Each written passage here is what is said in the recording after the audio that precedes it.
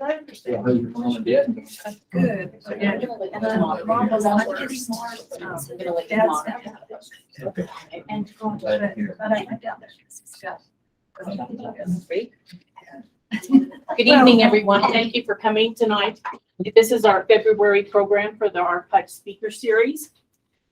Tonight we have Kent Hargraves talking about a 1935 airplane crash that just happened to land on his family's property. I have a couple of housekeeping items to take care of beforehand. Restrooms are out the door and back towards the elevators. Please take a moment and silence your cell phones. This is not a funeral. Sarah Davis, our state archivist, is going to be watching remotely tonight. She's in Laramie. Susie Taylor is our photo curator at the archive. She's going to be doing the audio video technical stuff. And please hold your questions until the end of the program. For those of you watching online, you can either raise your hand or type your question in the chat box and Susie will relay it to us. Kent's a Wyoming native. He graduated from Cheyenne Central and attended Western Wyoming Community College. He worked for the UP Railroad for 35 years, started his career as an equipment operator, quickly advanced to a director of track maintenance for Wyoming, Kansas, and Colorado, where he dealt with landslides, floods, snowstorms, and much more. Excuse me. His interest in Collison and the United Airlines crash of 35 was piqued by the discovery of some crash debris on his family ranch. Along with the crash, Kent will touch on several other topics that are interwoven into the story in a mystery convict. There'll be a test at the end. Ken has put up some display stuff in the back. We'll turn up the lights at the end of the program so you can go back and check those out. Also, if you didn't sign in when you came in, if you would take a moment to sign in before you leave. I'm going to turn it over to Ken. Thank you. Thanks to everybody for coming out. I appreciate it. The snow looked better this morning than it does now. This story would not be possible if not for these gals here. I mean, they would call me up if they had information or if I had questions, I'd come. Susie was great giving me information about some film archives and that. And I always met Robin every time I came in. Cindy helped me put me in touch with a guy I'll talk about here. I'm not going to spoil it here, so I'll talk about it when I get to the point. But yeah, these people were great. Now, when I do my talk here, it might seem like I'm veering way off a course, but I'll bring you back, just like the doctor told me. I'll bring you back. So I'm going to give a 100-mile view of Cheyenne aviation, Wyoming aviation, and narrow it right down to the airplane crash. And this pilot, Collison, if you guys go to North Platte Airport, Rock Springs Airport, or a lot of these remote airports, they all have displays on these pilots. You know, you'll see a display of Jack Knight in one of the airports, the old pioneer pilots that were around this area at the time. Frank Yeager, you see displays about him, displays about James Murray and Slim. You always heard about them, the ones that know aviation heard about Slim. But nothing was ever said about this guy. He is probably one of the most fascinating pilots that I've ever witnessed. Halston A. Collison. He was written about in National Geographic and all sorts of magazines back in the 20s.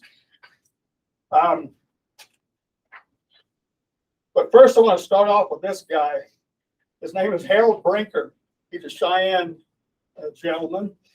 Time has also forgot about him.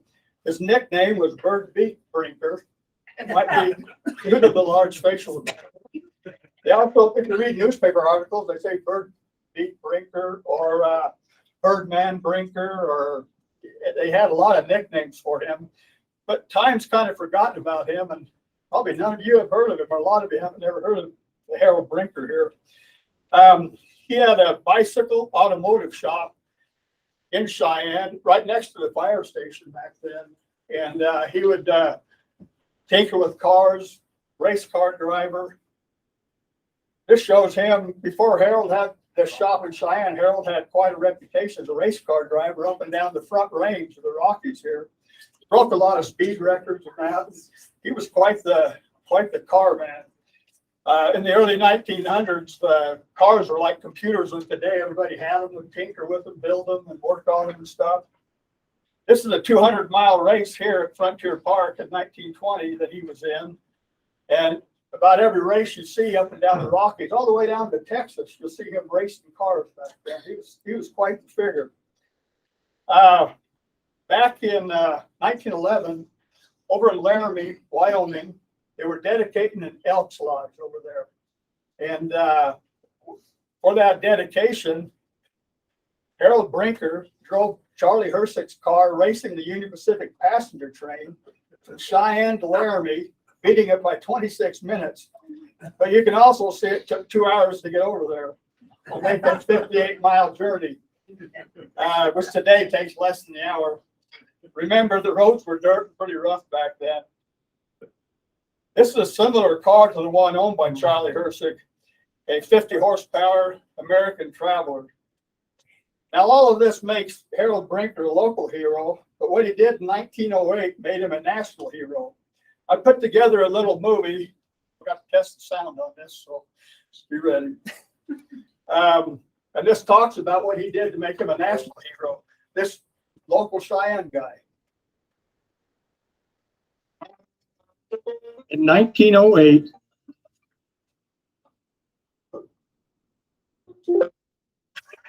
the New York Times, along with a Paris newspaper, offered a prize to the winner of an unimaginable feat, a car race from New York westward to Paris, France. The route would start in Times Square, New York City, and would race across the United States in wintertime, north through Canada and Alaska, across the Bering Strait, through Siberia and all of Russia, in Eastern Europe through Moscow, Poland, then on to Paris, 22,000 miles.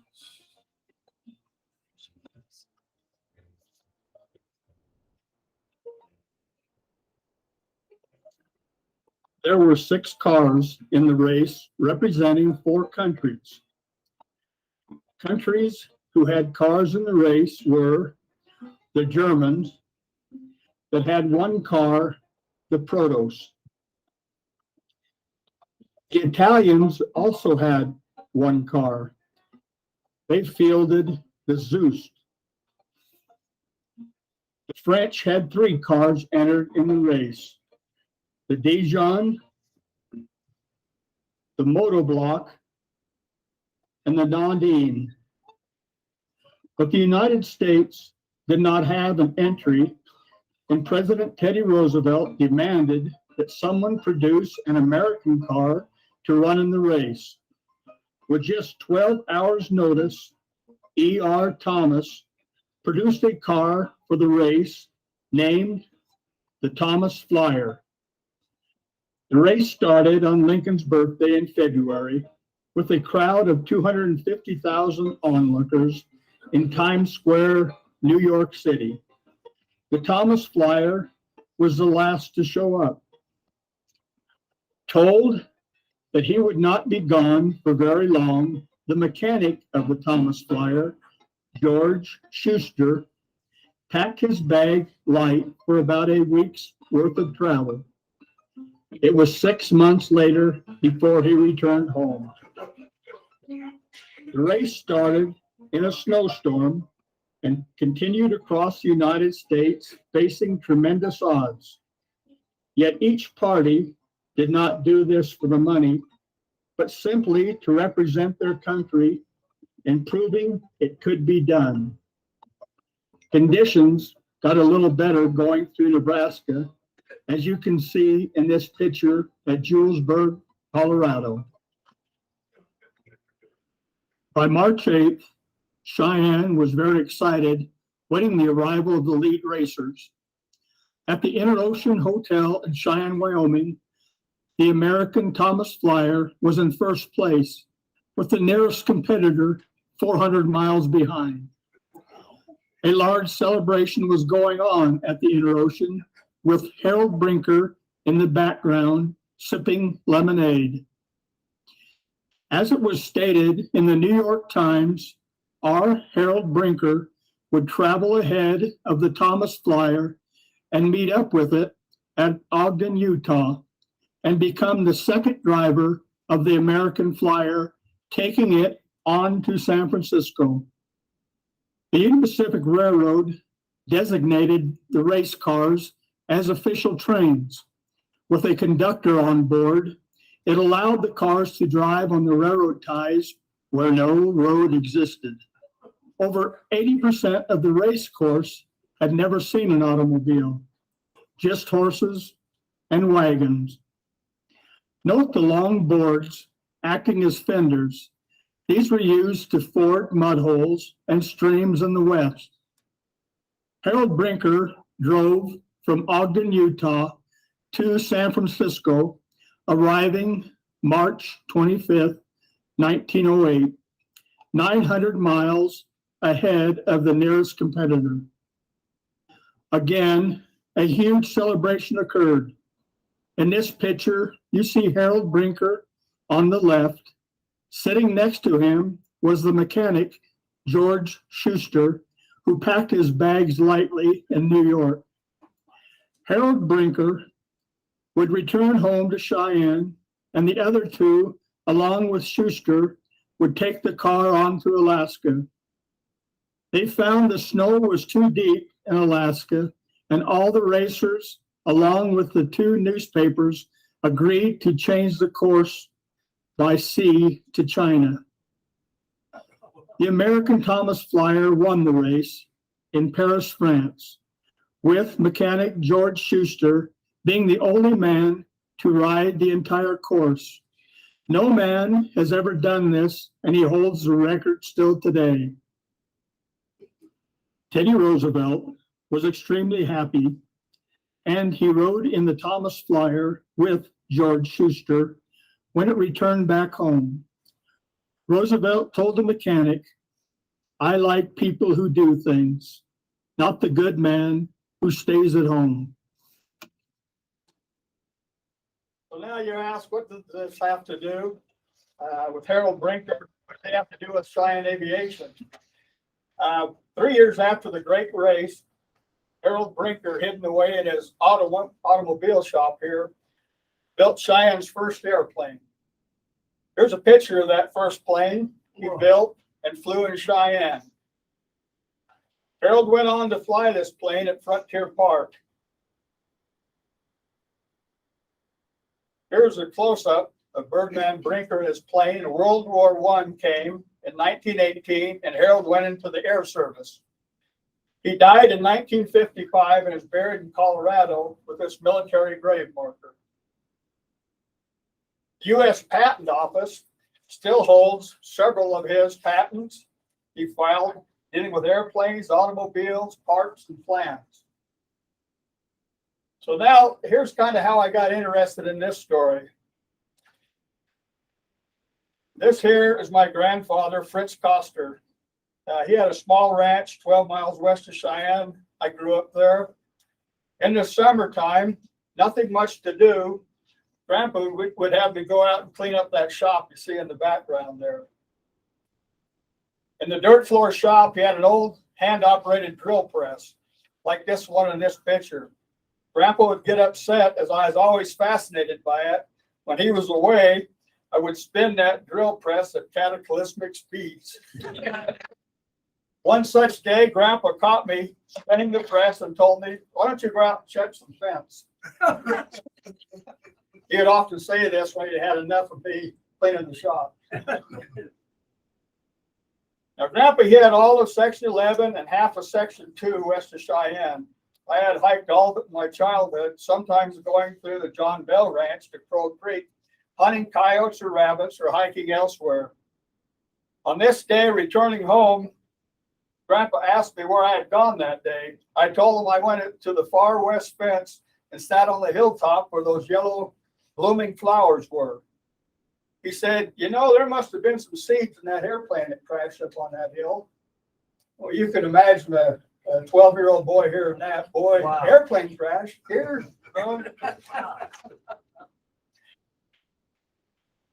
Years later, my uncle, this is Wayne Coster, knowing that I loved going to the state archives, asked if I could find a newspaper article about when he got struck by lightning out on the Monday Ranch out on Horse Creek near Iron Mountain. This is where I learned how to really use all the resources here at the archives to find what I was looking for. You see, I only knew him as Uncle Wayne, and as you can see, I finally found this on the front page of the Cheyenne newspaper, not knowing his first name was really Earl. I didn't find out his name was Earl until I was, 30 years old. I finally found this news clipping. Note the misspelling of Costa with Costa, as the cowboys that brought him to the hospital could not spell Koster, Koster. After finding this article, I asked him about the airplane crash and what he remembered about it. He told me he was about 10 years of age when he saw the plane crash site and how it was the first time he'd ever seen a dead person and how the image still stuck with him all these years, 90 years later. So knowing at around 10 years of age, this would put the crash somewhere in the mid-1930s. Now, I got to know the ins and outs of the Wyoming State Archives, researching several topics from his lightning strike to the Capitol Vista School that you see out there on the ranch. You guys go out on Horse Creek, you'll see this out there. And the family, we got it set up like a little museum. It's open to the public to go in and see the school desk and the old potbelly stove and set up like the old original classrooms where Wayne went and his sisters. Where's the bathroom? I've been there. So I got to know the ins and outs, and however, I was trying to find more information about this plane crash. It was running into a complete dead end. Nothing in the card catalog files, manuscripts, all dead ends. It seemed like this was just a dreamed up event, because I could find nothing about an airplane crash in the archives here back there. Most days that I spent in the archives, there was an elderly gentleman doing research. We exchanged pleasantries with one another, but never were we formally introduced. One day, one of the ladies at the state archives said, "Did you try Gerald Adams?" I had been talking with this man for several months, yet did not know him nor his name. Here I had been visiting an individual who knew more about Cheyenne aviation history than almost any other, with stacks of yellow tablets full of aviation data. Colonel Gerald M. Adams was a native of Nebraska. He previously worked in the Strategic Air Command headquarters, SAC, prior to moving and retiring from the Air Force in Cheyenne, Wyoming. Author of numerous published works pertaining to Western military, early aviation, and other historical publications, books, and articles about Wyoming aviation history and Wyoming during World War II. Being we had already talked to each other, I approached him what I knew about a passenger plane crashing about 12 miles west of Cheyenne and asked if he had any information about that crash. He immediately reached into his briefcase there, big old briefcase, and he pulled out these yellow tablets, and he found one from 1930s. All the research he had done, he paged through the 1930s, went all the way through the 1930s.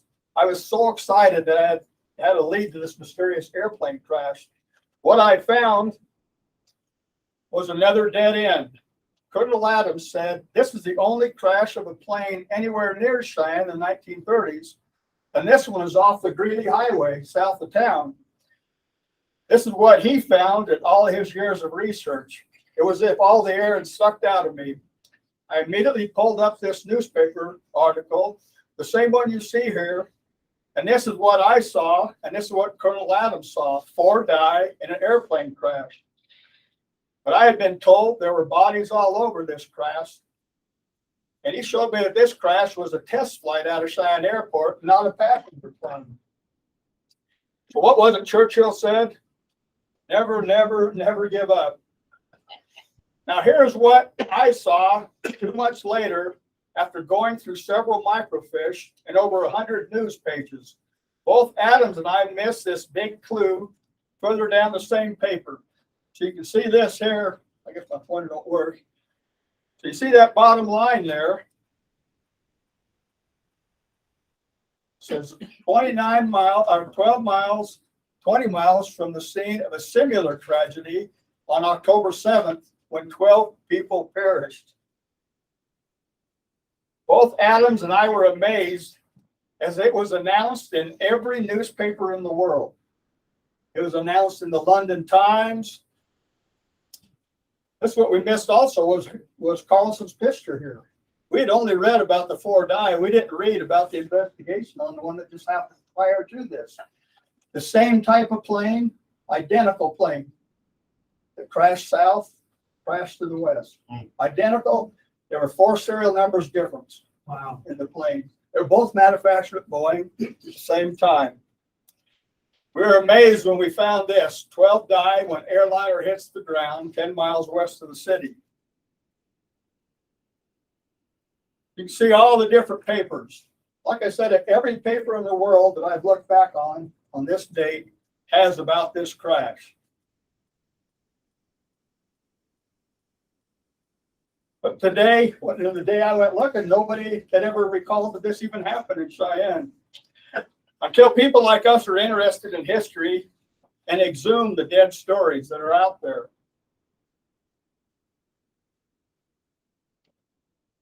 I want to talk about how Wyoming became so important in aviation. This really got me interested in aviation after I started researching this plane crash. The story of Wyoming's aviation history begins long before Hoover and Wilbur Wright in 1909.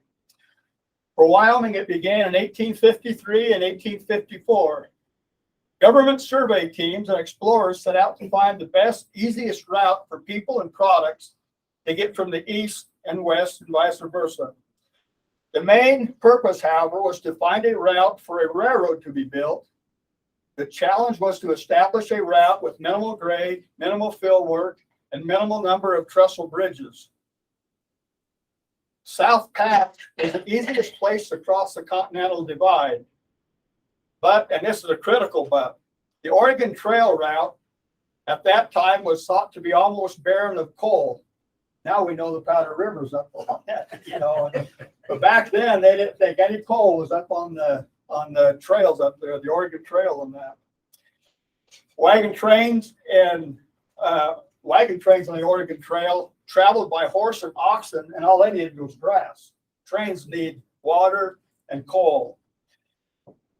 At that time, coal was more available in southern Wyoming. However, there was a big problem with this proposal.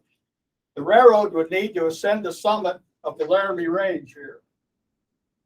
Here's a local map to help you get your bearings. We see Cheyenne, I-80, I-25, Horse Creek to Chugwater. Now we'll get a closer look.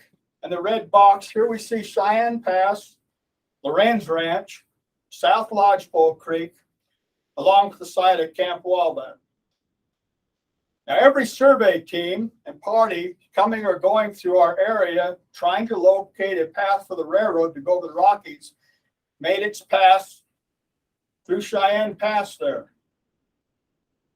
You know, that's way north of I-80. That's, you know, way up by Federal and that, up north. So every survey party going or coming through our area trying to locate a path for a railroad going over the Rockies made its passage through Cheyenne Pass, and it was called, as it was called then. No one ventured south of here until Grenville Dodge. In 1865, Grenville Dodge, returning from the Yellowstone Indian Campaign, his group traveled by way of Fort Fetterman to Fort Laramie, then on to what was called the Fort Laramie-Fort Range Trail. Now this map here is from 1872. Note that it refers to the hills between Cheyenne and Laramie as the Black Hills, as did all of the references in Grenville Dodge's diary. If you ever get a chance to read his diary, it's pretty amazing, and it's really explains a lot of this area. But he called the hills over here the Black Hills west of Cheyenne. Also note the two Cheyenne passes. There's one Cheyenne pass with an S and one with a C. Now this is a 1905 geological survey map. One of the first survey maps I could find of the area. Interesting are the ranches at that time. And these are great maps for you genealogists trying to find, you know, family ranches around here back in the late 1800s, early 1900s. In 1865, with a handful of men, Dodge set out examining all approaches and passes from Fort Laramie south over the secondary range of mountains then known as the Black Hills. They reached the Lodgepole Creek. Dodge took a few mounted men, separating himself from the bulk of the troops, and went up Lodgepole Creek to the summit of Cheyenne Pass. Heading south along the crest of the mountains, crossing the north, then south fork of Crow Creek, then along the east base of the mountains on what is known as the St. Vrains Trail. In the valley of South Crow Creek, the group discovered Indians, who at the same time discovered them. The Indians were between Dodge and his troop trains down in the Cheyenne Valley. Dodge's group made a run for the ridge to where the cavalry could see their signals. They dismounted their horses and started down the ridge, holding the Indians at bay with their Winchesters. It was nearly night when the troops below saw smoke signals of danger and came to their relief. In returning to the troop wagon train, they followed the ridge out, discovering that this ridge led down to the plains without a break. Dodge had found his crossing of the Black Hills, where the transcontinental line over the mountains was built, and Dodge gave it the name of Sherman in honor of his great military chief. That route later was named the Gangplank, which others had missed on their surveys. This was a geological anomaly not found any other place along these Black Hills. This area photograph shows how the Gangplank looks today. You see how just a big alluvial fan that came down off the mountains, and that way they had the easy grade to get over the Rockies. Everybody wanted to go through Denver, but there's no way they could go over the Rockies there. For the barnstormers and aviation pioneers, there was now two shiny compass needles called the iron compass. Pilots followed these, stretching from east to west. Just as the railroad wanted to run through Denver over the Rockies, so did the aviators. However, they too discovered following the same route as the railroad provided lower altitudes and safer flying. Now we're going to change pace a little bit here. This article in the Cheyenne State Leader newspaper, October 9, 1910, put into motion aviation's westward expansion. William Randolph Hearst offered $50,000, $1 million in today's money, to the first pilot to fly from coast to coast, completing the trip in 30 days. Bike shops like that of Harold Brinker and others were trying to figure a way to win the money, but only three pilots made it to the starting line. Robert Fowler, Jimmy Ward, and Cal Rogers. Only one of these men made it coast to coast. He was the last man to take off. The pilot who made it coast to coast was totally deaf. He was cigar-smoking Cal Rogers, who flew 4,321 miles from coast to coast with 82 hours of flying time, landing in Pasadena, California. He crashed his plane 16 times. Wow.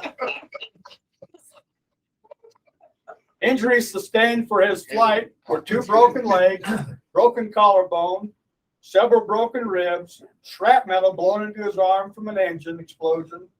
He suffered a concussion, several bruises, facial burns, and a badly sprained ankle.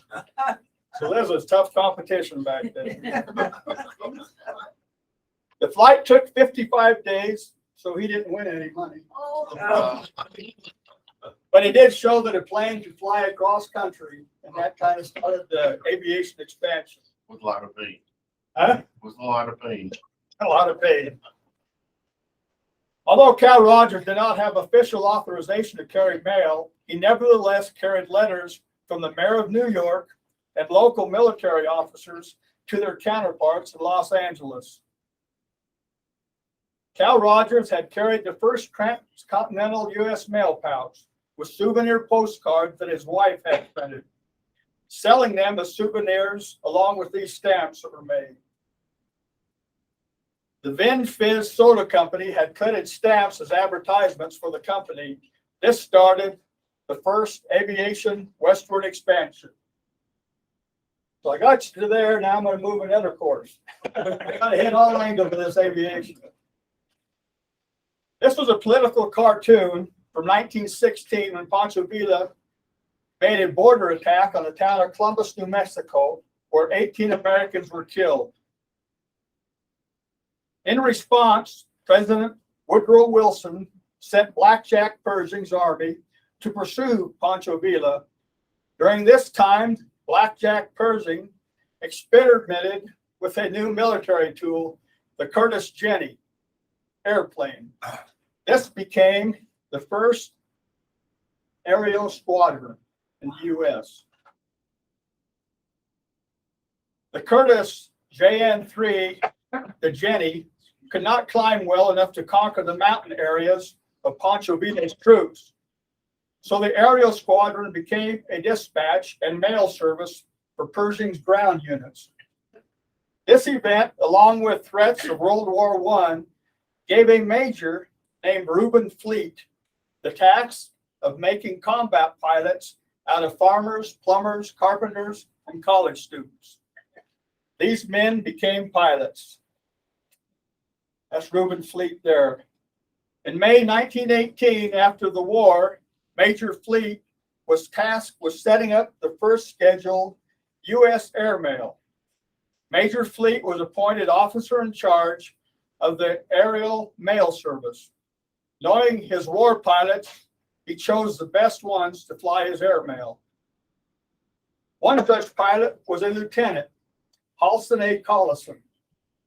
Collison was born in Champaign, Illinois, and educated in the schools of that state. During World War I, he entered the Army Air Corps at Crothers Field, Fort Worth, Texas, receiving his training, and shortly afterwards was made an instructor with a lieutenant's commission. 2 years after the war, Collie, as he was affectionately called, acquired 2 planes of his own and became a contracted airmail pilot. In this picture, we see Collison flying from Salt Lake to Cheyenne. The government put Collie in an open cockpit of an old single-engine wood and fabric DH-4 aircraft, flying the treacherous route over the Continental Divide from Cheyenne to Salt Lake City. No pilot knew this course as thoroughly as Collison did. Every landmark was familiar to him. Many times, because of bad flying conditions or mechanical difficulties, he had been forced down to land in some field or sagebrush prairie or trail on the remote area. Now I want to thank Susie Taylor here for putting me in touch with this news agency or this film archives that sent me these films I'm going to show you. It was said that flying is hours and hours of boredom broken by moments of sheer terror. This looks like sheer terror here.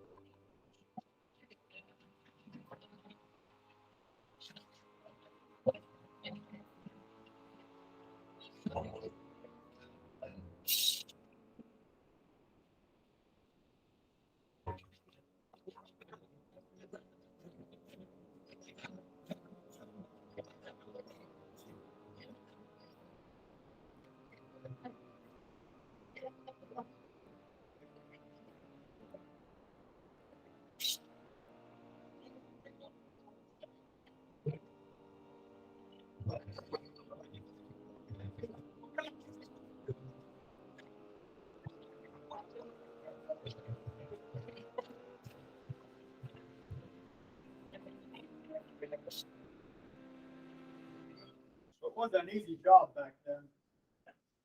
Now here's where I start seeing article after article of Collison's experiences that broke his sheer boredom.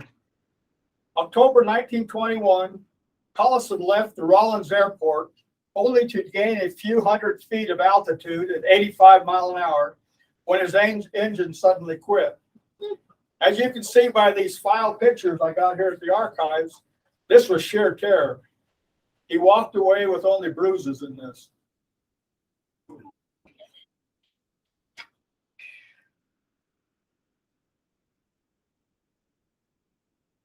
Now, 8 days later, after that crash, we see that Collison had another engine fail at 10,000 feet, where he was able to land on the Lincoln Highway near Point of Rocks, Wyoming. Still, within the same month, I found this newspaper article as the last two.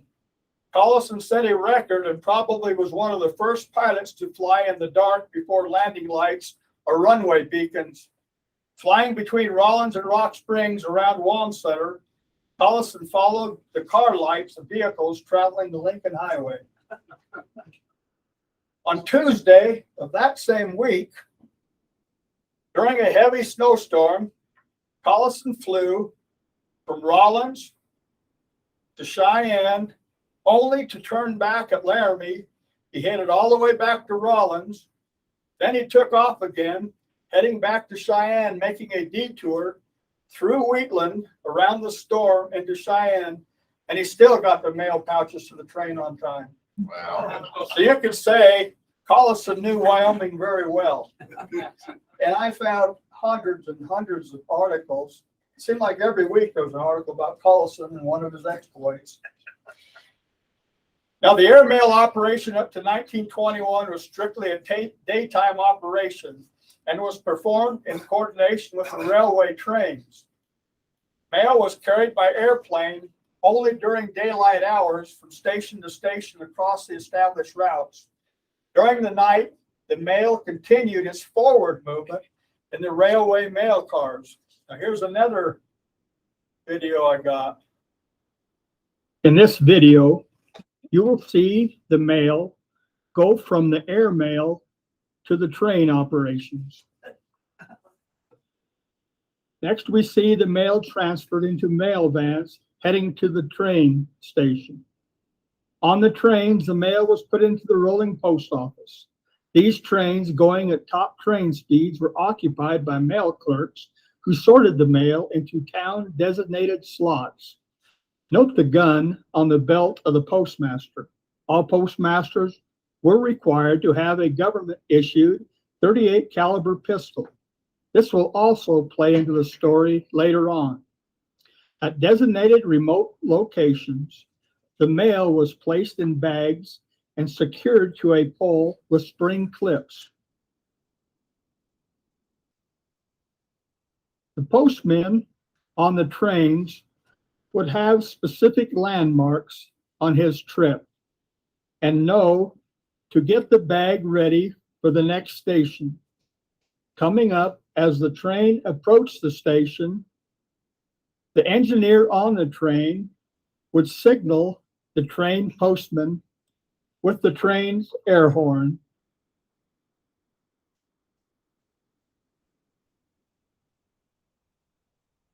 See if you can see the station attendant and the bag hit the ground and the other bag being picked up. Next, we see the gracious handling of the mail off and on the train. This operation would go on day and night, with the train arriving at major transfer stations. The mail would be transferred back to the airmail operation. Quite an operation. If you ever get the chance, railroad museums have these rail cars. Stockton, California has a mail car that actually rocks with sound effects of the mail car. That's a pretty good film that we got there. Now, article upon article appeared of Collison's exploits. like this emergency landing on Elk Mountain in a blizzard, where he walked 3 miles carrying the mail bags to a ranch house where the mail was picked up and sent onward. January 1st, 1920, with temperatures 34 degrees below zero, trains were stopped and delayed. Yet open cockpit planes made it through the freezing temperatures. And the pilots lived the motto, rain, sleet, or snow, the mail must go through.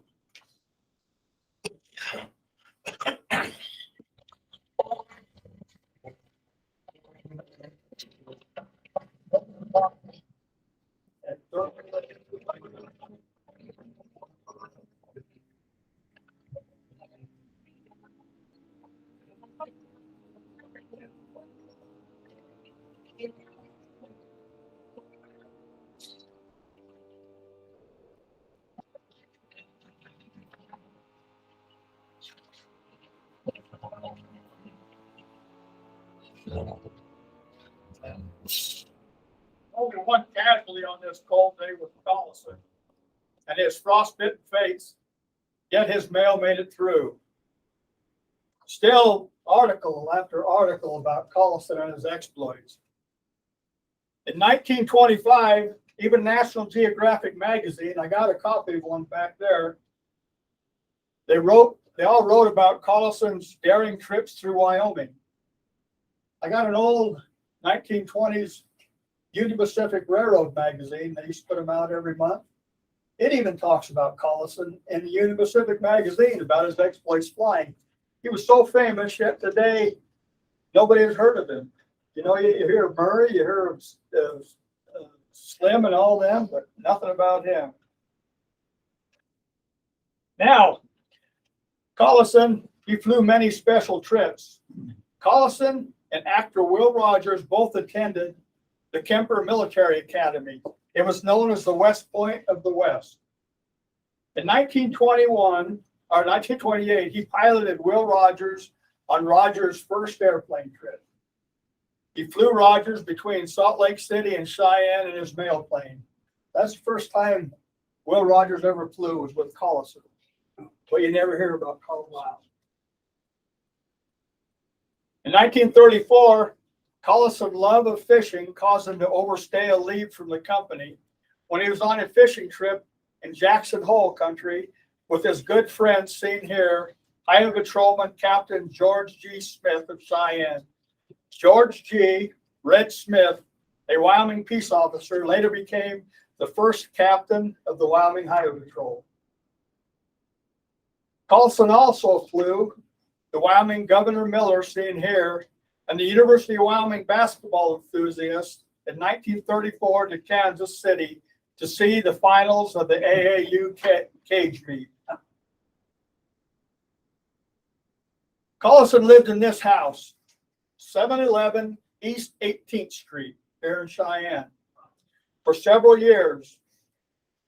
And this was his layover house after he was transferred to Salt Lake City in 1934. December 1921, Collison married Veronica Ross in Cheyenne, Wyoming. He had 2 children, both born in Cheyenne, Tom and Virginia Collison. In 1934, United Airlines had Collison and family relocate to Salt Lake City. They resided in this house on Military Way on the east side of Salt Lake. That house is still there today in Salt Lake City. I've told you about Wyoming's aviation and pilot Collison. I now want to talk about another phase of aviation history. This here is a picture of the Greenwood Logging Company, or Greenwood Timber Company in Washington State. I am sure most of you have never heard of it. And how does this all tie into the story? But I'm almost sure you've all heard of the president of this logging company and timber company. In 1902, a young man by the name of William moved to Washington State from his native Detroit. William taught himself the logging business and began building a fortune in the timber business. He was successful and began purchasing more timberland.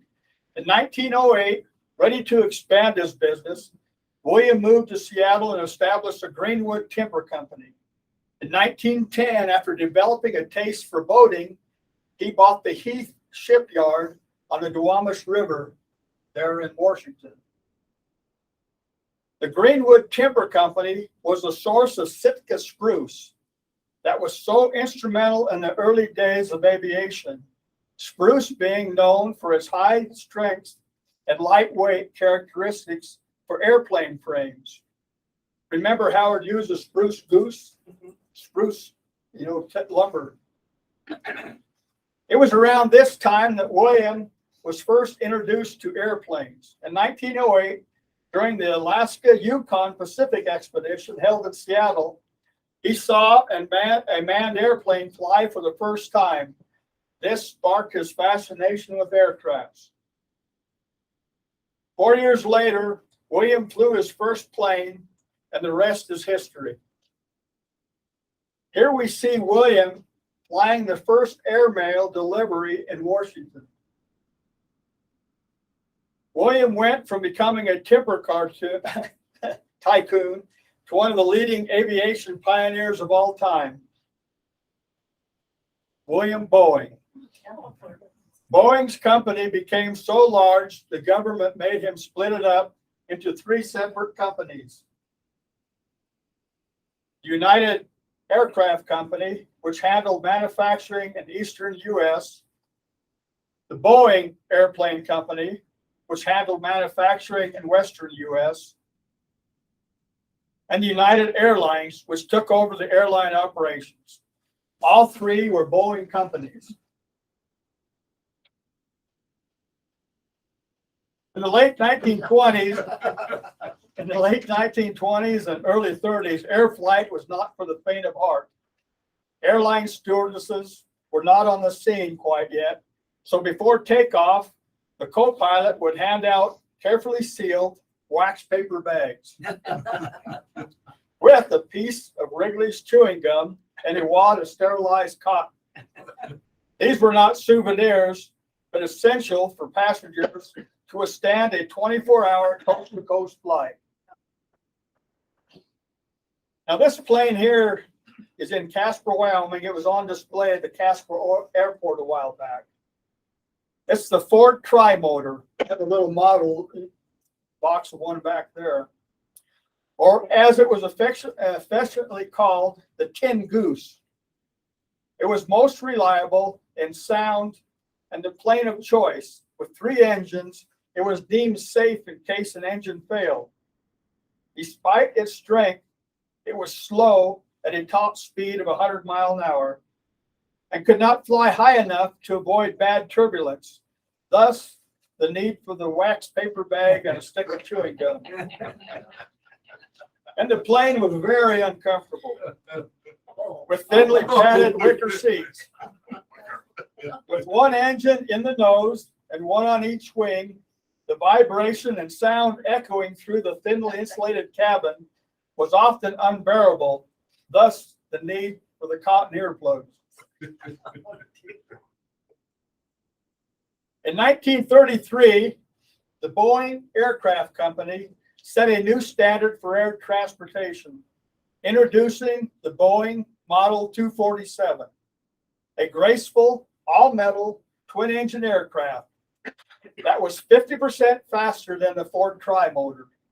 The 247 embodied the latest innovations in aviation technology while establishing new norms for passenger comfort and safety. Unlike the noisy Tin Goose with wicker seats, the 247 had a sealed, insulated cabin with one of the first lavatories on a plane. Individual air and heater vents, which provided unmatched comforts for passengers. The 247 had some design deficiencies, though. Air carriers like United considered its limited capacity a drawback, since it only carried 10 passengers in 5 rows, with seats on each side of the aisle, as well as a flight attendant. It was one of the first planes to ever have a flight attendant. The passenger count was too few to make it commercially viable airliner though. That's when the DC took over. It replaced this one and became much better for the aviation. This only lasted 12 months, this plane, and then it was outdated. Another feature influencing passenger discomfort was the 247's main wing spar that ran through the cabin area. So people moving through the cabin had to make a large step over this wing spar in the center of the aisle. With light wing loads and trim tabs made the 247 easy for pilots to handle. The most modern navigational devices were on this plane. Two-way radio, and the first autopilot gave this plane the ability to fly at night. It was also the first plane with a retractable landing gear. Now the cockpit windshield of the 247 was angled, creating a problem of the lighted instruments reflecting off the windshield at night. This might have come into play as part of the crash of our plane. Now, if you're interested, I have this book back there. It's a great book. It talks all about the 247 and the Boeing industry during that period of time. And it's just fascinating reading that book, how this was a big leap forward, like the 247 is, you know, the bigger planes of today. Now, let's go to October 6th and 7th, 1935, United Flight 4. Now, the plane was a 247D and looked almost identical to this one. By an eerie coincidence, 23 days later, its almost identical twin 247 that was constructed and delivered the same date crashed south of Cheyenne, killing the pilot, co-pilot, and 2 mechanics. 2 crashes in Cheyenne of the same plane in less than a month. Each plane had its own specific construction number. The one that crashed west of town had a construction number 1698. Displayed on the tail and wing was printed its individual license number, NC 13317. Now, July 2nd, 1927 saw Collison shaking hands with Salt Lake City Mayor Clarence Nelson after flying the first Boeing airplane into Salt Lake City. Now, we have talked about the pilot and the plane. Now I'll talk about that infamous Flight 4 starting October 6th, 1935. It crashed October 7th, but I'm going to start the story October 6th. Flying was very expensive. Only business travelers and the wealthy could afford to fly. Most people still rode trains or buses for travel because flying was so expensive. A coast-to-coast round trip cost around $260, about half the price of a new automobile at the time. Only business executives and wealthy could afford to fly. Now, Flight 4 was scheduled to leave Oakland, California, Sunday, October 6th. From there, a short hop across the bay to San Francisco, then on to Reno, Nevada to pick up passengers. Next stop, Salt Lake City to get a new crew and more passengers for its late night trip across Wyoming, arriving early morning in Cheyenne, then on to Omaha, and then on to Chicago. Now, former President Hubert Hoover was in Oakland, California that day at the GOP convention. He had told his aide to book a flight on United Flight 4 in case he spoke too long and missed his train. Doing so, his aide booked him on United Flight 4.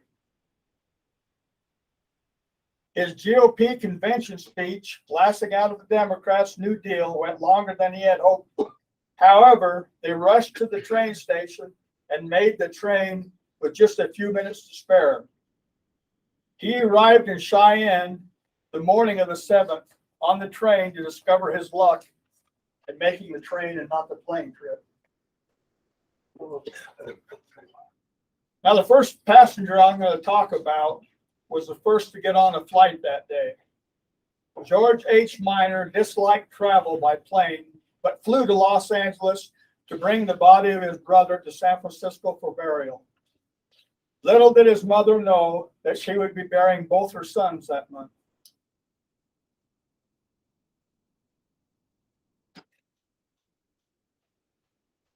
So after the funeral of his brother, Minor again overcame his dislike for air travel in a hurry to get back to his job and family in Chicago.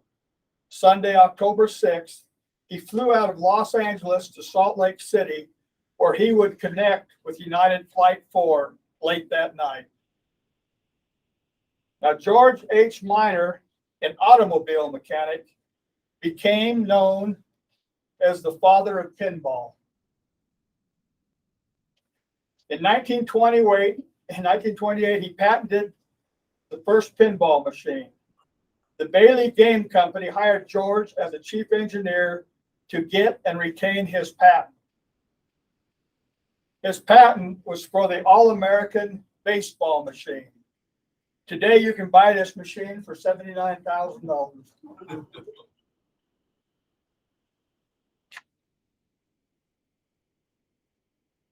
The first passenger to board the Boeing 247 in Oakland, California, was a mystery passenger.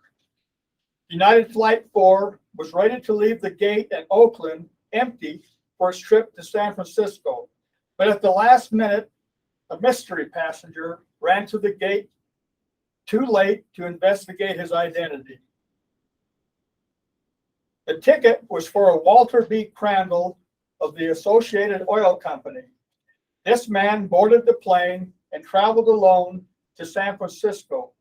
And here's where the mystery begins. Now here's a picture of the Standard Oil Company luxury plane for officials of Standard Oil Company and business executives. Now that Saturday night, that plane came up missing from the Salt Lake City airport. This also plays into the end result of the Cheyenne mishap. Awaiting the plane in San Francisco was Vincent Butler, a member of the law firm of Pillsbury, Madison, and Sutra. That was counsel for Standard Oil Company. He had been waiting and waiting all day and night for that Standard Oil Company plane to come. So being that that never came, he had to get on a plane to get to Chicago. He was to take the Standard Oil plane to Washington, D.C. for a conference on state taxation problems.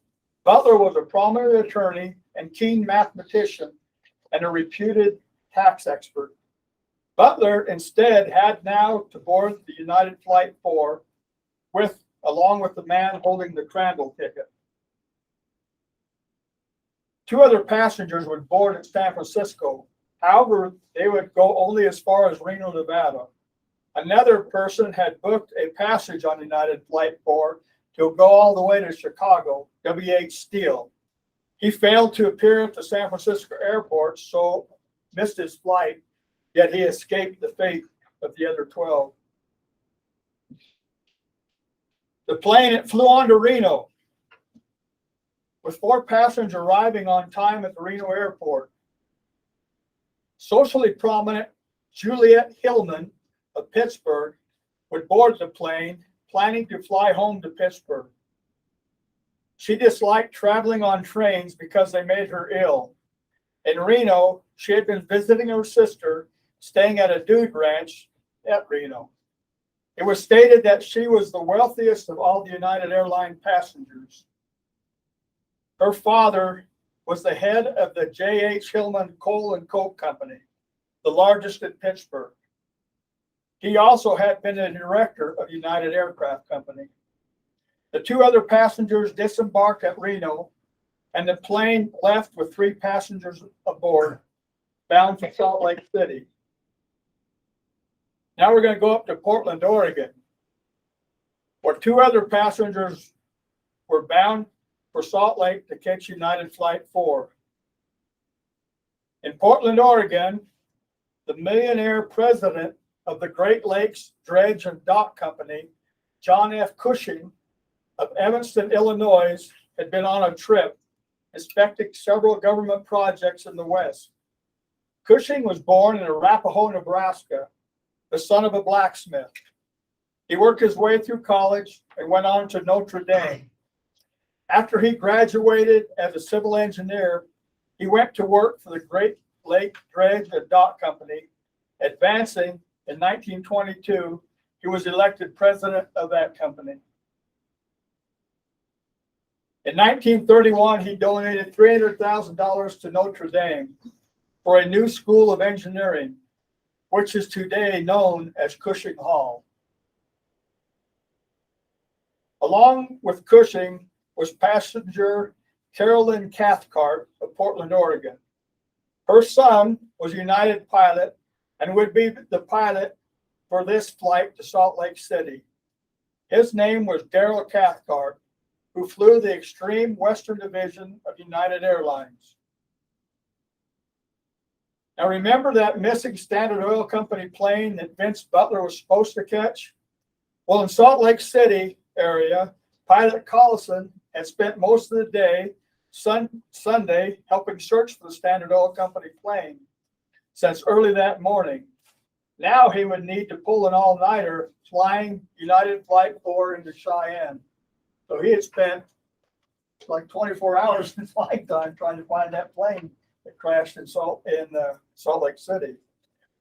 Sunday, October 6th, 1935, was just another trip to Cheyenne for Collison. With a happy farewell, Collison left his wife Veronica and his children Virginia and Tom.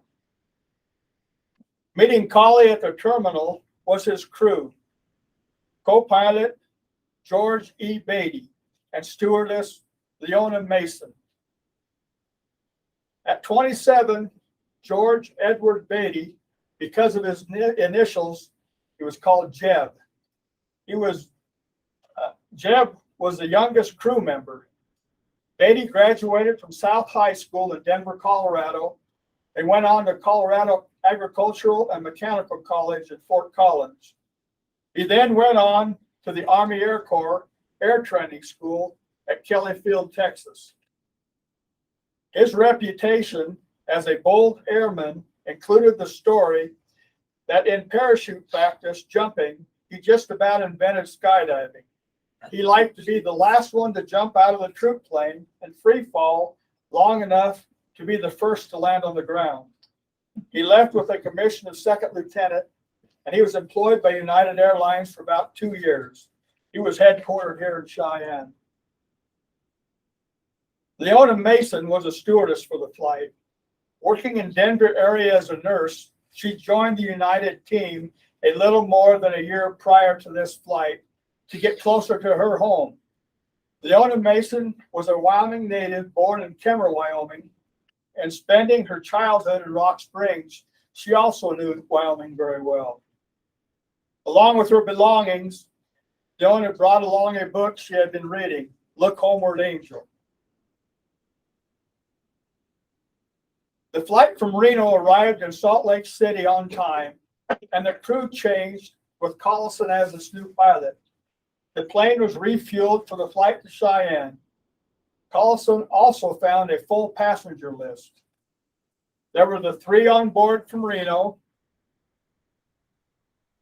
2 new passengers boarding at Salt Lake, one being another United employee riding as a passenger, 26-year-old Helen Warren, a United Airlines stenographer out of Chicago, Illinois. Another was Roy Bain, 38 years old. 2 weeks prior to this flight, he moved to Cheyenne from Greeley, Colorado, where he operated a washing machine company. Hoping to engage business in the Cheyenne area, he took out a lease on a storeroom at 18th and Cary Avenue, formerly occupied by Warner's Dining Room. Bain had been in Salt Lake on a pleasure business trip. Now the plane arrived from Los Angeles with 1 passenger that would transfer to ULL Flight 4. That man that hated to fly, George Miner, the pinball wizard. UAL Flight 4 was requested to delay for a connecting flight from Portland with passengers Cushing and Cathcart. Arriving late, the passengers finally boarded the connecting flight and was ready to depart with Collison at the controls just before midnight. They left on its infamous voyage to Cheyenne. One wonders the condition of pilot Collison flying all day Sunday, looking for the Standard Oil Company plane and waiting till midnight to start his trip east.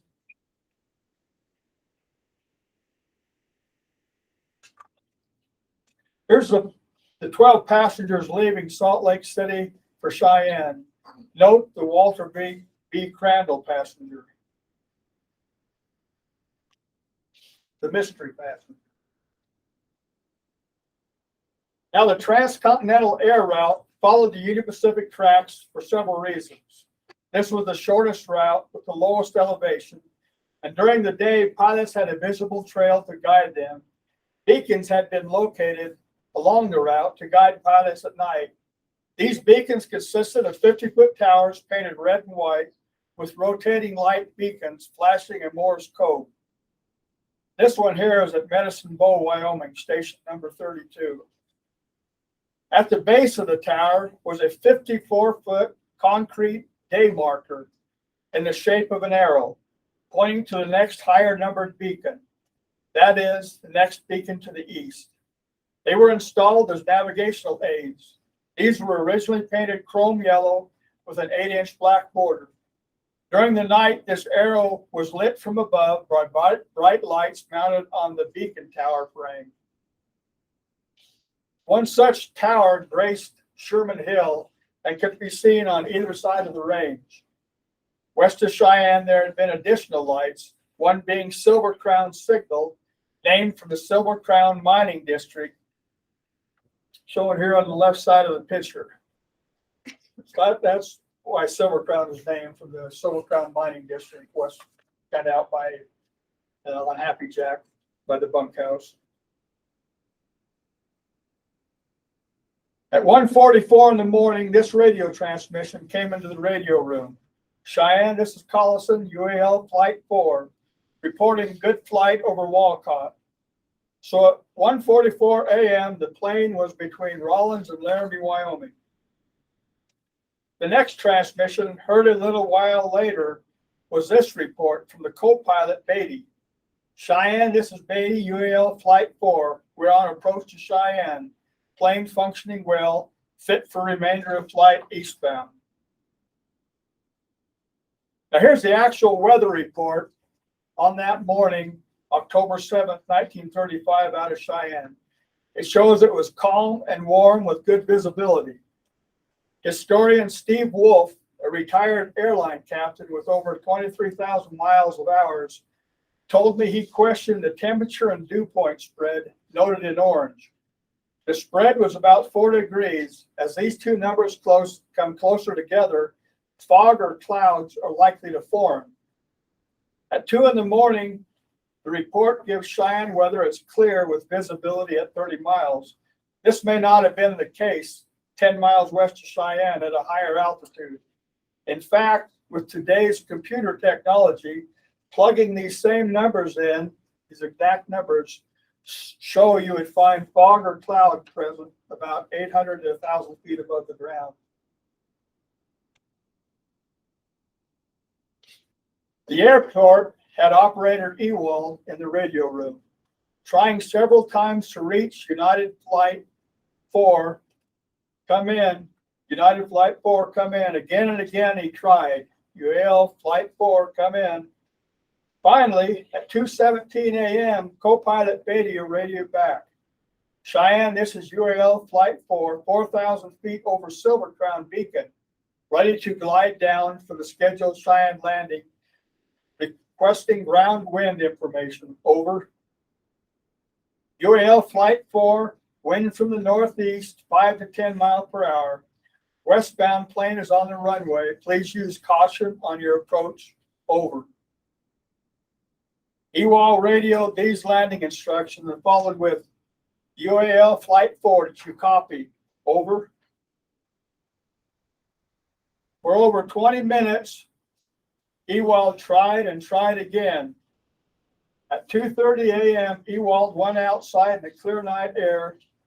There came no sound, no hum of a plane engine, no pilot's voice coming over the radio. Frantically, no word of a plane, so the alarm was sounded at the Cheyenne terminal. What happened to UAL Flight 4, piloted by one of United's oldest and ablest airmen? The picture in the lower left corner is an aerial view of the actual Silver Crown concrete navigational arrow. Its location is displayed by the red exclamation point. This is the last anyone heard from United Flight 4. The blue star with the red border is the end of United Flight 4. Now, pilot Robert Bergstrom was the first ship in the air to search for a sign circling west of the city of Cheyenne.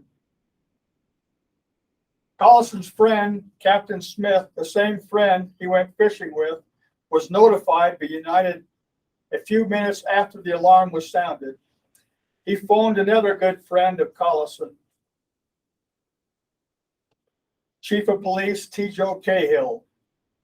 The two called out all the volunteers they could locate. By 3 a.m., 100 men were engaged in the hunt. Hours later, still no sign of fires, no lights on the ground.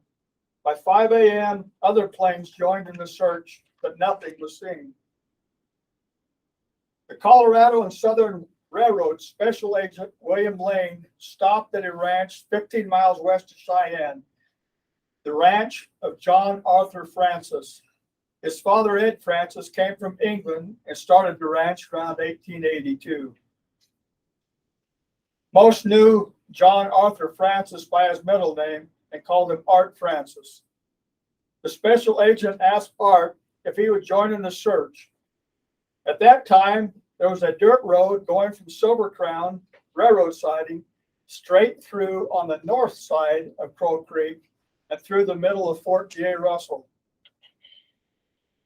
Walking through a pasture at daybreak, Art Francis saw what appeared to be the rudder of an airplane.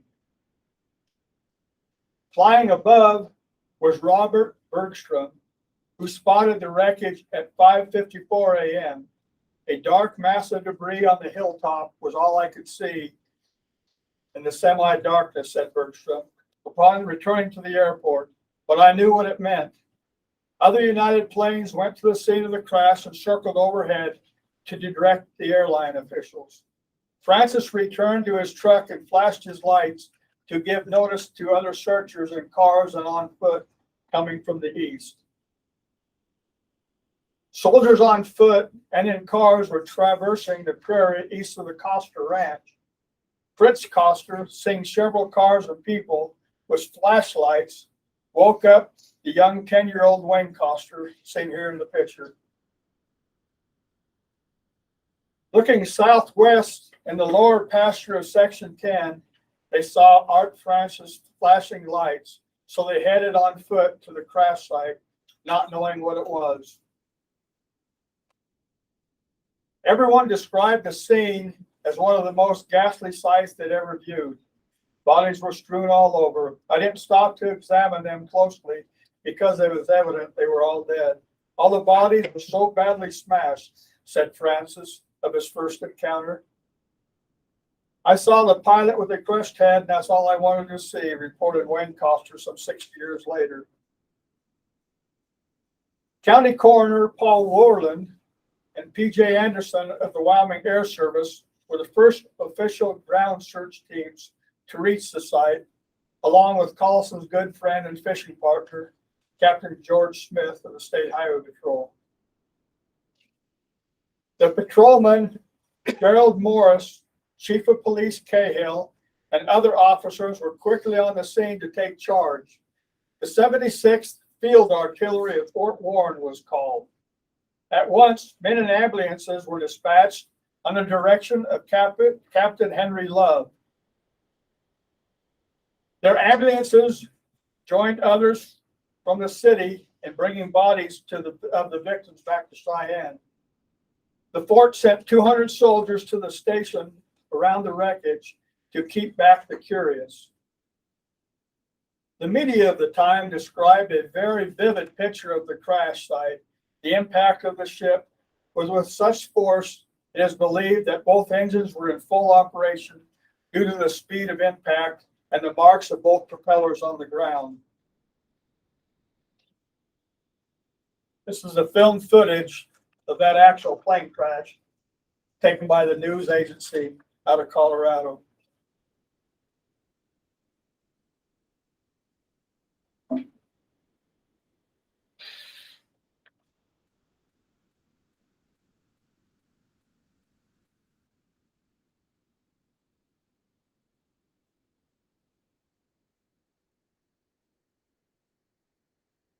I almost believe one of the people in that was Coster. Grandpa. See it at the very first.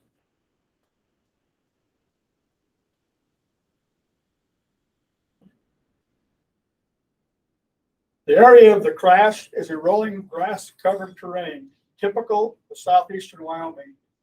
Coming from the west, Collison evidently was off his course somewhat to the north, but was headed straight for Cheyenne at the time of the tragedy. He was low in the valley that sloped straight towards Cheyenne Airport. On the north and south sides are ridges.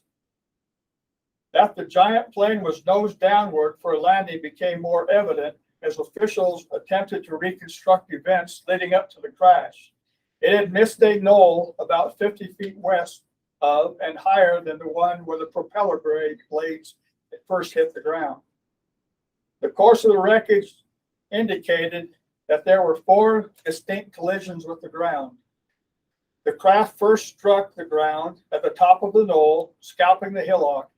The impact evidently was so sufficiently severe to throw the liner off course. It sped on for 300 more feet before it again struck the ground. This impact tore off some lower parts of the plane. Marks on the grass indicate that one wing tilted down, burning the grass as it swept along, causing the plane again to strike a glancing blow.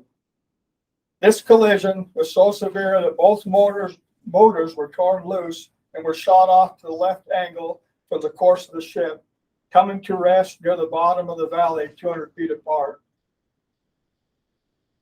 From this point, the damaged plane swept upward at a steep angle and would have cleared the tall ridge had the plane been 10 feet higher in the air. Instead, it struck the summit of the hill almost at the crest, with one wing tilted lower than that of the other. This final and most severe crash drove the nose of the plane straight back into the passenger compartment, as far as the side door, eliminating all space except the 2 rear seats and ejecting all passengers and their belongings. The plane spun around, turned over, and glided on its back for 100 feet along the crest of the hill. Here we see County Coroner Worland looking at the book entitled "Look Homeward, Angel" by Thomas Wolfe, found lying in the wreckage of the giant Boeing ship. It was open at the page with the corner folded down.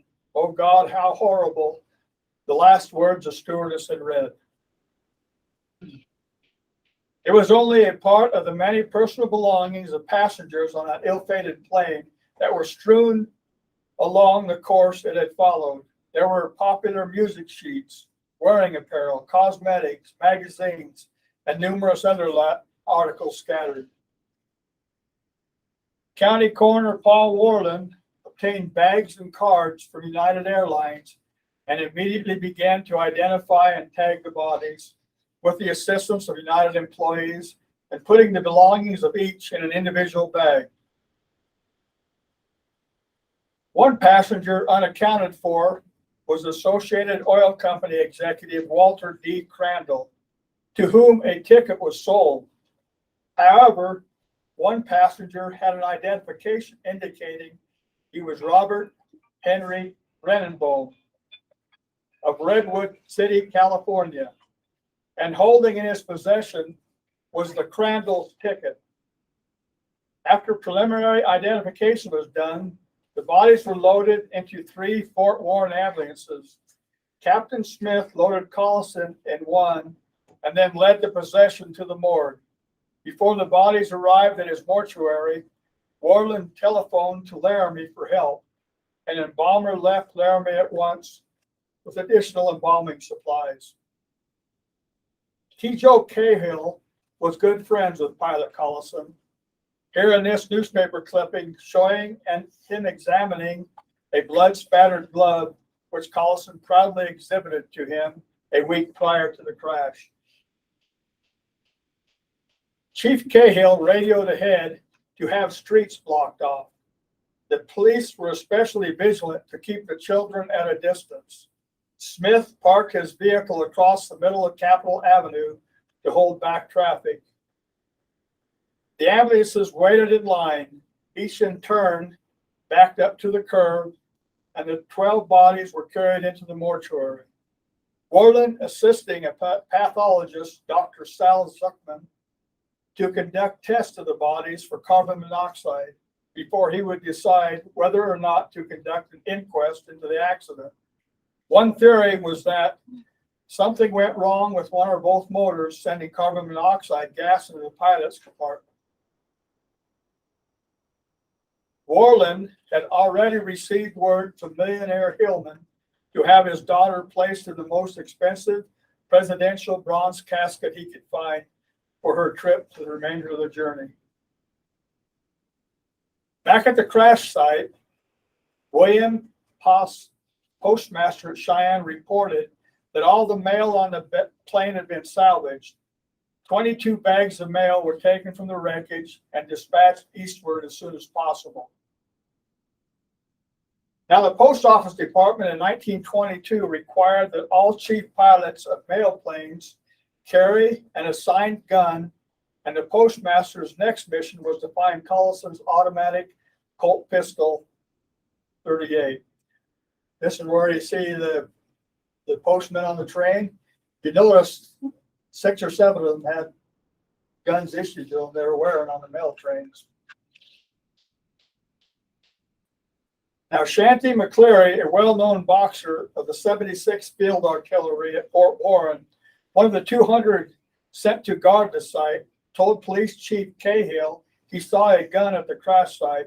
He said the gun was taken from under Collison's side by a man dressed as an airport attendant and placed on the canvas with the rest of the articles collected at the crash scene. However, some disturbing information came in from Salt Lake City terminal. Apparently, Collison had left his gun, the Colt, at the terminal in Salt Lake. So whose gun was this at the crash site? Another disturbing call came from San Francisco, California, with another element to the tragedy. Evidently, the flight carried a fugitive from justice, Robert H. Renenbohm, that had warrants for his arrest.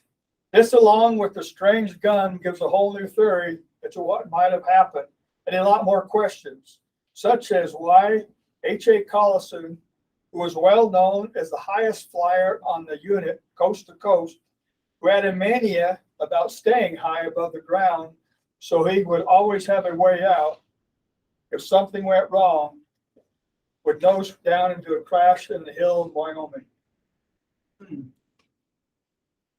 In the 1930s, almost every crash was blamed on pilot error. Official records are hard to find on this crash, being there was no FAA reporting or agency to report at that time or investigate. All that was said about the crash 1 month later in the Wyoming State Tribune, August 31st, 1935. The Bureau's hands were full at this time of the headlines. On the day this ruling appeared in Wyoming State Tribune, read, 2 United airline crashes within 25 days in the same city, and other aviation records. Now the rest of the story. In 2002, the Wyoming Pilots Association asked if they could place my research on their website. This, in turn, sent this to the entire world, the World Wide Web. In August 2009, a very angry woman called me in regards to my story she found on the web. She wanted to know where I got my facts about this story that she had just seen on the web. I asked her what part of the story and told her where she could find the same facts at her own library in California, in the archive newspaper section. A week later, she called me back, much more humble, saying that she too had found the information correct, and she explained her concern. It turned out that the fugitive, Robert H. Renenbone, was her husband's father, seen there. It had been kept a secret from him all his life about his father. Some 70 years later was the first he had ever heard news about his father. He was told that he was going to Chicago to find a job and he died in an airplane crash, but nobody in his family had ever told him that his father was running from the law. Now, the Renenbones were a very prominent family in San Francisco and Los Angeles. Robert Renenbone's father was a well-respected doctor and surgeon in the 1890s. Robert grew up with a silver spoon lifestyle. He was a well-known yachtsman, an athlete, a writer for the wealthiest magazines, and a sort of a playboy. In 1928, two high society families joined when he married Dorothy Alice Day. Alice passed away in the 50s as a noted actress. After 5 years of marriage, something went wrong with Robert, and he was embezzling money and running from the law when October 6, 1935, he made his last run with the law by stealing Standard Oil Company airline tickets and boarding United Flight 4. My brother over there, he often takes walks, daily walks over the prairie. He usually walks 3 miles a day, even in the snow. And over the years, he's carried rocks up to the crash site and created this kind of a stone memorial. Pete Renenbone, the son, who was told since he was 6 that his father was on a trip to Chicago and died in a plane crash, now knows the rest of the story. He himself called me and said he was going blind and asked if he flew to Cheyenne, if I could arrange for him to go to see the crash site where his father had died. I called and arranged through our neighbor, John Morris of the Bell Ranch, to take Harry and his wife to the site. The Wyoming State Tribune Eagle got word of this, sent a reporter to cover the event, and it's back there at the memory stuff. Harry had a plaque made to place at the site. I helped mix some concrete, and we placed this plaque on the monument.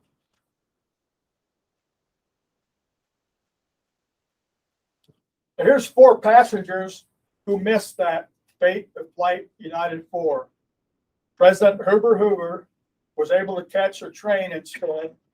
W.H. Steele, he missed his flight out of San Francisco.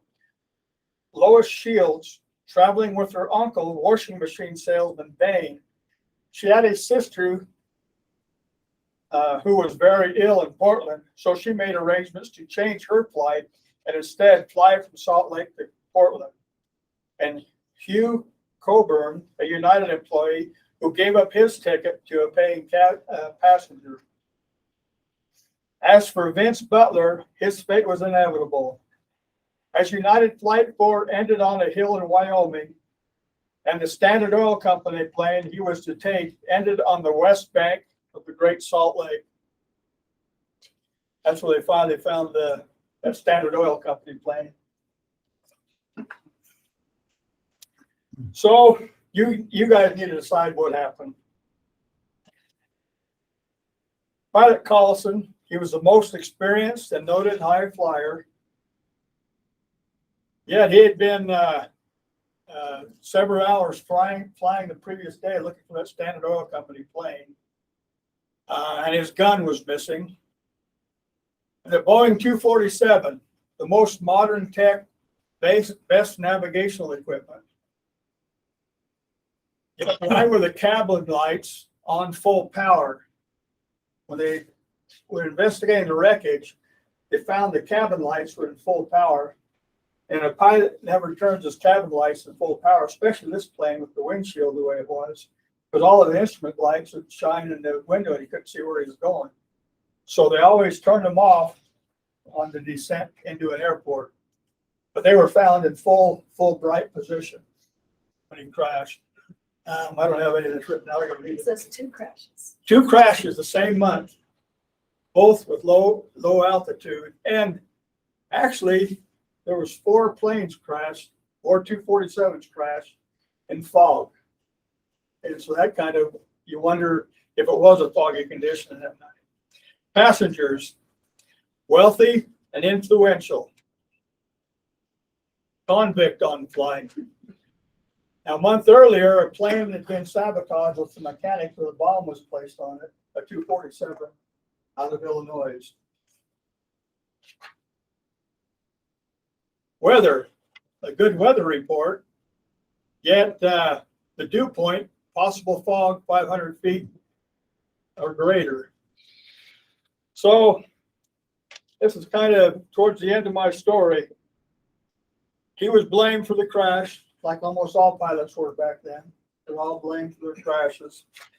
I've had people ask me, what do I think? And what, you know, I could foresee him flying for 24 hours and being tired, saying, okay, pilot, co-pilot, you take over, and land in Cheyenne.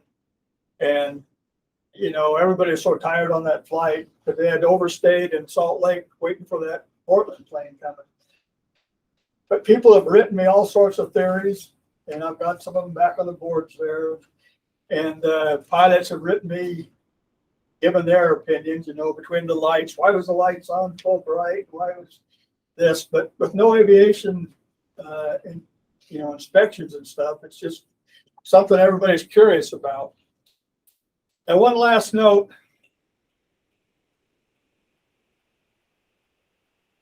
Collison. Ironic, both Will Rogers and Collison's friends since Kemper Military School died in an airplane accident a month apart, 1945. So I'm open for questions. I'm going to put this on maybe. We're supposed to go through a stage of pictures here. Hopefully these pictures will time. And I'll just take any questions while these are coming through. That's the actual, thank you. That's the Thomas Flyer, Ames Monument. Thank you. That's the Thomas Flyer at Ames Monument. That's the race cruise from the 1908 race at Ames Monument. So any questions out here? I should have covered it all. I went over time. These gals got to get home. That's coming over Telephone Pass with the race, kind of over the summit here. I'm sorry. Yes, So when they're at Ames, Monument. that's when the road went through there? No, there was no road. That was the That- railroad? Yeah, the railroad grade, and the vehicles for the railroad had to get around. And like that race that Hersig's car, you know, that Brinker took. Brinker, he was amazing. Yes. So how far away, you showed the aerial picture of the concrete arrow pointing to the airport. How far away is the crash site from that arrow? What did you say, Gary? Silver Crown? 3 or 4 miles, couple miles. 3 miles. I'd say 3 miles. And did they, at night, did you see the arrow? Yeah, they had lights back then that shone on that arrow out at Silver Crown back It then. seems to me, I mean, if the arrow is pointing out, it's only 3 or 4 miles away. Yeah. Either they couldn't see it because of the fog or Yeah, and something. Beatty reported that he's over Silver Crown, but he was way north, actually. Yeah. You know, the crash sites, if you make a straight line, the crash sites north of him going over that arrow. Yeah, if it was Yeah. going, if the plane goes 150 miles an hour in 3 miles. Yeah. It would only taken a minute to get. Yeah, and that's about how long, because he just gave that transmission, to the Cheyenne Tower. And then they tried to get a hold of him after that one transmission, and they never got him again. After Silver Crown.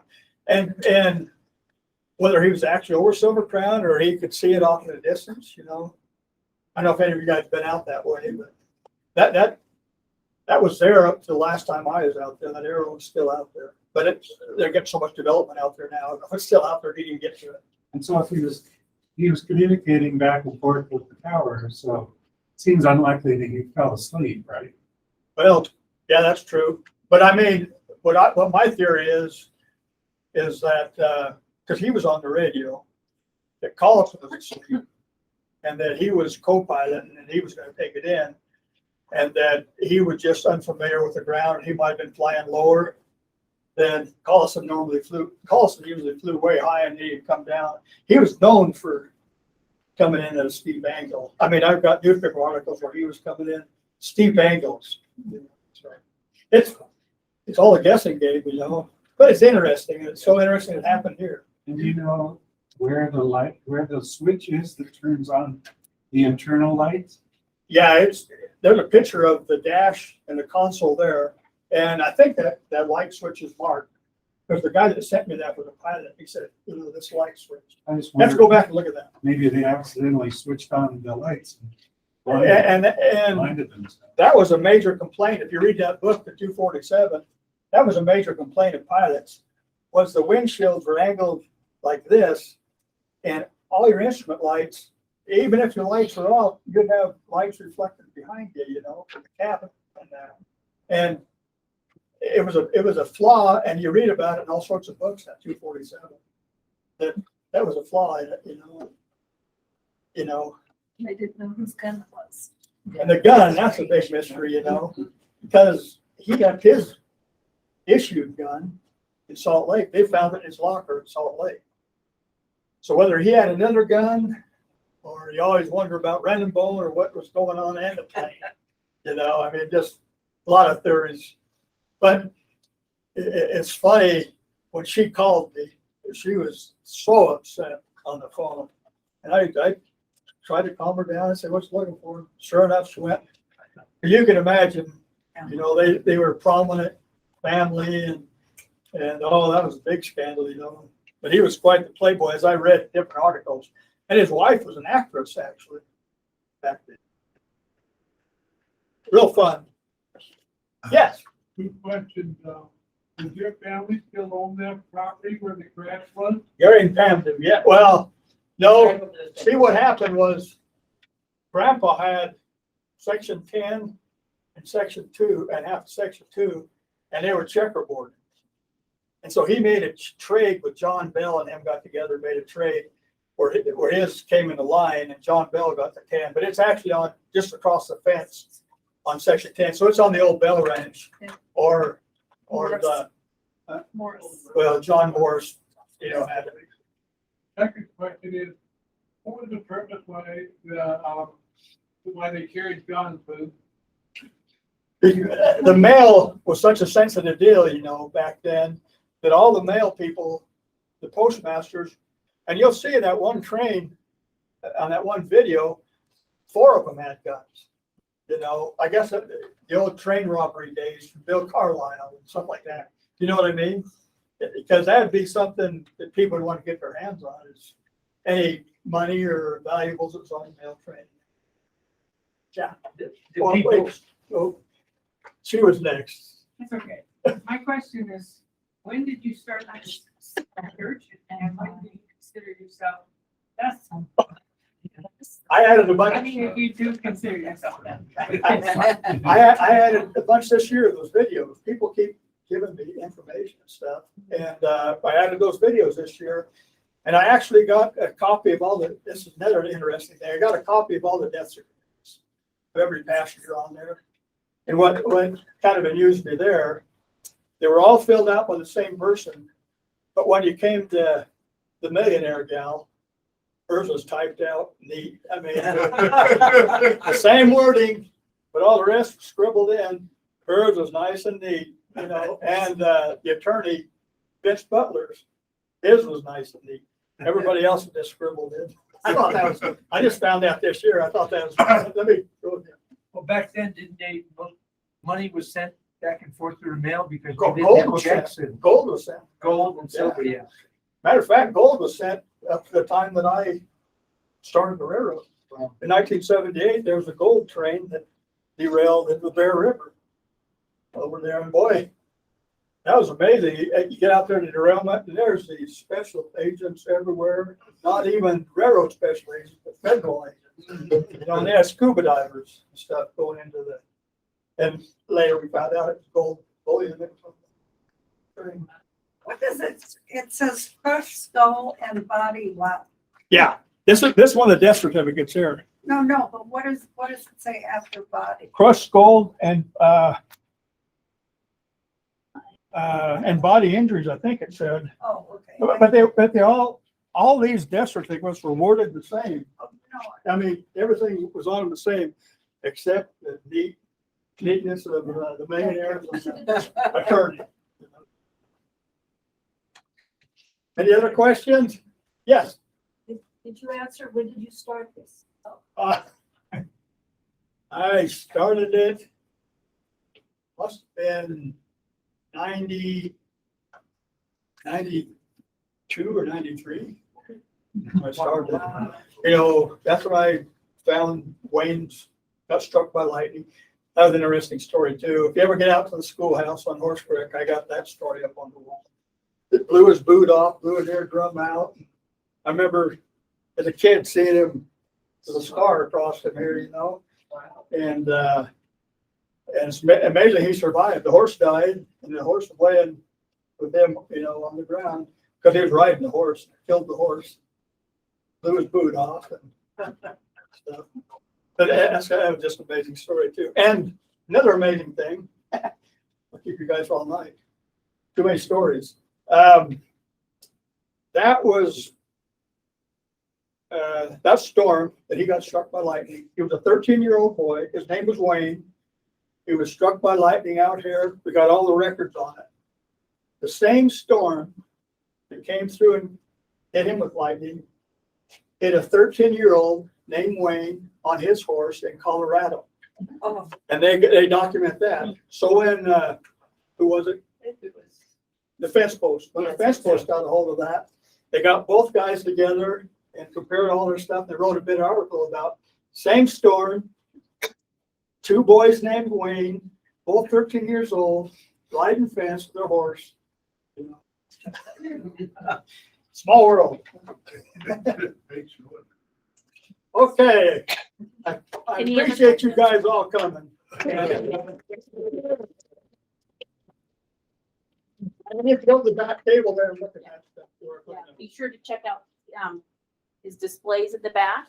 And next month, our program is on March 9th, and it's part of our partnering with the state parks. The state parks, Wyoming State Parks Presents series. Alexis Pratt will be talking about Quebec 01, the historic site by Chubwater. This program also has been recorded, so if you have people that you want to talk to about it or share it with, they can look at it and watch it on our YouTube channel. So, Okay. so what do you go to? Just go to